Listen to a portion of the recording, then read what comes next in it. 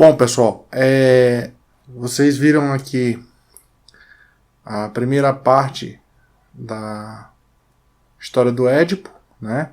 Aquela parte que a gente utiliza lá no curso de psicanálise, né? Só que a interpretação que nós vamos fazer vai ser totalmente diferente, tá? Então, vamos aqui a algumas considerações, tá? Como é que eu vou fazer? Vou fazer algumas considerações sobre a parte já narrada para vocês. Depois eu vou falar mais da história, né? Outra parte da história e vou analisando, tá? Então, vamos lá. Primeiro, Édipo é uma história que pouco tem a ver com o fato literal. Ou seja, ela é uma história como muitas outras surgem e em várias partes do mundo, tá? Então, esse tipo de história a gente costuma dizer que é uma história arquetípica, que tem valores que são universais, compartilhados por todos os seres humanos, tá? Então, sempre vamos ter histórias da questão do herói, né, da jornada do herói, aquelas histórias onde, por exemplo, um casal de jovens não pode ficar juntos, né, e por aí vai. Então, Édipo é uma história que se enquadra nessas histórias arquetípicas, tá? E, na verdade, ela é uma história onde ela se constitui um mapa psíquico para orientar a alma humana rumo à consciência, tá? 2. O incesto é o ato psicológico de criar consciência. É quando o indivíduo se volta para si mesmo, tá? Nesse caso aqui, o incesto é no sentido do autoconhecimento, tá? Ou seja, você vai se voltar para si mesmo, tá?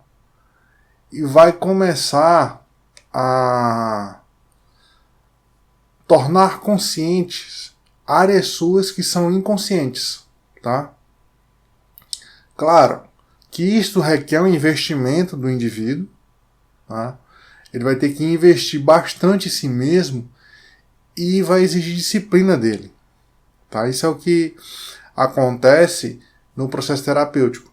E a gente vai abordar um pouco mais à frente, nos próximos vídeos, essa questão de relacionando o Édipo com o processo terapêutico.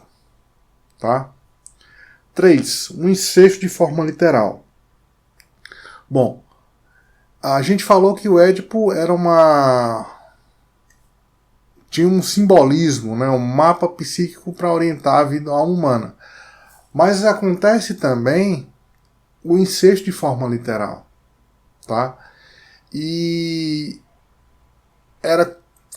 existiam em alguns povos, algumas culturas, tá? O casamento entre irmãos e parentes próximos para acumular bens, para acumular poder, né? E por outros fatores. Só que nos dias de hoje, quando a gente vê a questão do incesto em si, ele tem alguns comportamentos atrelados a ele. Então envolve a exploração do sexo, né? Então, às vezes a violência contra crianças, a pedofilia, envolve um comportamento destrutivo, tá? Pornografias, vícios, etc.